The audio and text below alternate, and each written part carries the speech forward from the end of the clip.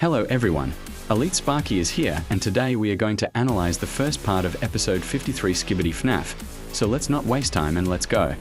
The first part begins with a small scene showing our new characters entering a building, this building being an old and abandoned Freddy Fazbear's factory as we are going to see in the episode, and I will tell more about the infiltration squad further in the video, because the scene is interrupted by Astro Juggernaut and right after him comes G-Titan who starts talking with Juggernaut. He starts to tell about a fallen Titan, probably talking about infected fake Titan cameraman that got defeated in the last episode and his body was probably taken by the Alliance to their bases. After that he tells us time for the countdown to begin of 5 nights, and this will be explored in the part 2 of this video so I will not talk about here. After that he tells Juggernaut to go see him in Dawn, in the meantime he need to go to base. After that they both warp to other places and right after that upgraded Astro Detainer appears. Not that impressive though, he got 2 extra armored arms, 2 toxic guns in both of them, then armor in all of his body, 2 laser guns in his shoulders, a Titan TVMAN claw in the main claw, and on top of all that he got a Glamrock endo mask just like G-Titan. After he warps in the same direction as Juggernaut, our POV looks to a roof and right after the scene ends we can see Golden Freddy on a roof just observing the situation as he always does. And then we get to see the first ever introduction in the series, and this is incredible interesting because it shows how the animatronics were before the Skibidi invasion. One thing I notice is the non-presence Chica in all the introduction. We get to see Foxy in the beginning passing by the main stage, Bonnie being still in the main stage and Freddy being obviously the most important character here. Then we follow the movements of Freddy passing by the pizzeria, and talking about that the location is very interesting. It's not the FNAF 1 location because I have a lot of posters from the FNAF 2 location, and that shouldn't be possible because that location might be closed down and with different animatronics as shown here with the classics. But still is not completely the FNAF 2 location as the animatronics and the stage is not from there. What I think is this place is indeed the 1987 pizzeria just like in FNAF 2 because the layout is 100% the same. Even in the 3D part of the introduction we get to see the office, the parts and services room and the hallway. But this location was not changed to the FNAF 1. Instead the toy animatronics were simply taken away for the classics or maybe the toys might not even exist in this universe. After this incredible lore-accurate explanation we get to see the mass production of Freddy Fazbear animatronics. And this is very interesting because it shows there are multiple Freddys but here it shows that only one got consciousness from the energy blast caused by the machinery and is the Freddy we are seeing since the beginning of the series. And in the end for some seconds we see parts of the 29 episode where San appears for the first time infected and as Phantom Freddy, then the logo of SFM and in the end the logo of SkibidiFnaf, changing for the real first part of SkibidiFnaf 53. The episode starts inside the location I talked about, some kind of old FAZBEAR factory, and the squad that is inside consists in a few Cameraman 2.0 including our POV, Glamrock Freddy that is all upgraded since episode 46, a character that is called the Dangerous Masked Man to simplify I will call him Maskman, and last but not least is Fredbear. And for no one to be confused I will talk about all Golden Freddy Fredbear in this series because there is a lot. First is San that now is a Titan, used to have the unwithered Golden Freddy and his upgrade made by the Skibidis or Astro had the Golden Freddy model. Then is Titan Fredbearman that is a Titan too but got infected by the Astros and first appeared in episode 19 having a movie Fredbear model. Next is Secret Agent Golden Freddy or just Golden Freddy that is a secret entity just like the Secret Agent and is appearing in the series since episode 2 hidden in the back of the scenario. He uses a FNAF 1 classic Golden Freddy module but different from San does not have any kind of tech or upgrades and have black eyes with white glowing dots, different from San that have normal animatronic eyes. And lastly is Fredbear, an incredible side character that appear one time in the series that was episode 32 part 2, then supposedly appear in 1 frame 36 part 1 jumping on top of a Skibidi toilet and then disappear for almost 20 episodes to appear here in the bunker with an axe and a team. And now that all the Golden Freddy variants were explained we can continue with the episode.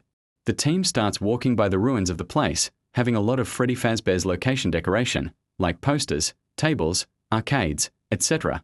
But the place is in complete ruins and I think I know one reason to that and I will talk later. After we walk a little more we found an endoskeleton by the name Endo C. He belonged to a group of endos called the Fallen and they are from a fan game called The Joy of Creation. That endo was supposedly deactivate but when a cameraman got close he got brutally destroyed with so much power that he entering combustion. Endo C was going to do the same with us but luckily we got saved by Fredbear who attacked him with his axe and his bare hand. But when he was almost ready to destroy him all the squad hear some kind of roar, or something really big moving in the location. And when our POV looks back it appears in the end of the hallway a demon-looking animatronic. He is called Creation, a some kind of spider animatronic giant compared to a normal-sized animatronic like Fredbear or Glamrock Freddy. He have all the body exposed with his endo and a white dirty and rusty Freddy mask with red glowing eyes. Maybe FAZBEAR Entertainment was trying to create a first Titan animatronic prototype but failed miserably. The squad then runs for their lives, but for some reason Fredbear stays. Maybe to try to stop the beast?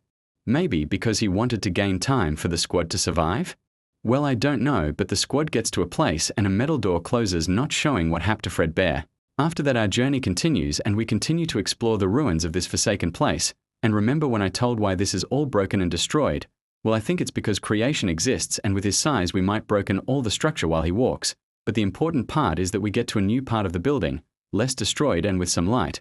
But the important part is in the middle because there's a very damaged version of Freddy. He is called Ignited Freddy, and just like Creation and Endo C, he is from a FNAF fan game called The Joy of Creation. But the most interesting part is said by Glamrock Freddy, who comments in this animatronic, calling him one of the prototypes. Maybe the first ever version of Freddy that was kept here for years. We look to our front and we see more versions of the classics animatronics prototypes. Foxy the first, and it's very hard to see because he is in the dark, but I tried to add light and now you can see the shadow of a destroyed version of Foxy, called Ignited Foxy. And next we see a destroyed version of Chica. As Glamrock Freddy says, it is called Prototype Chica and it's much easier to see in the dark.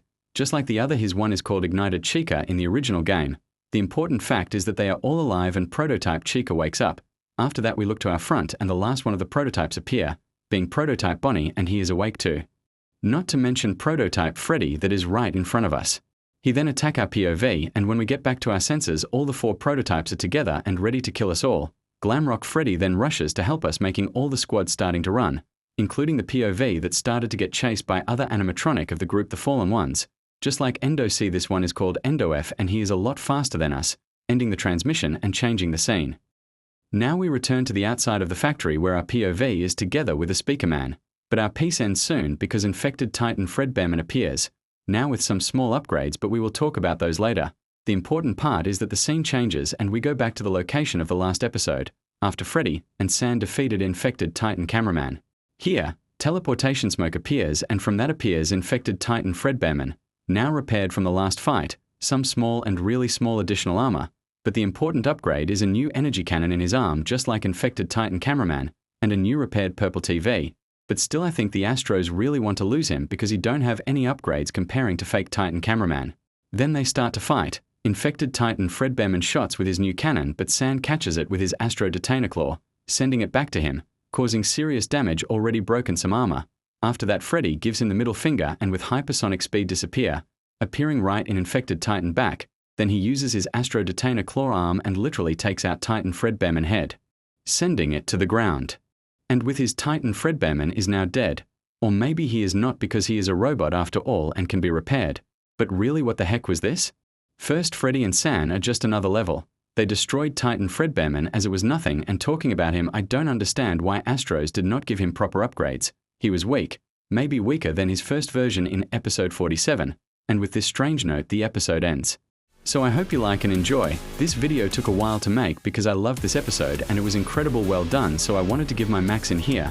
The next video will be about part 2 that was published today. I hope it don't take forever to be made. So that's it, goodbye.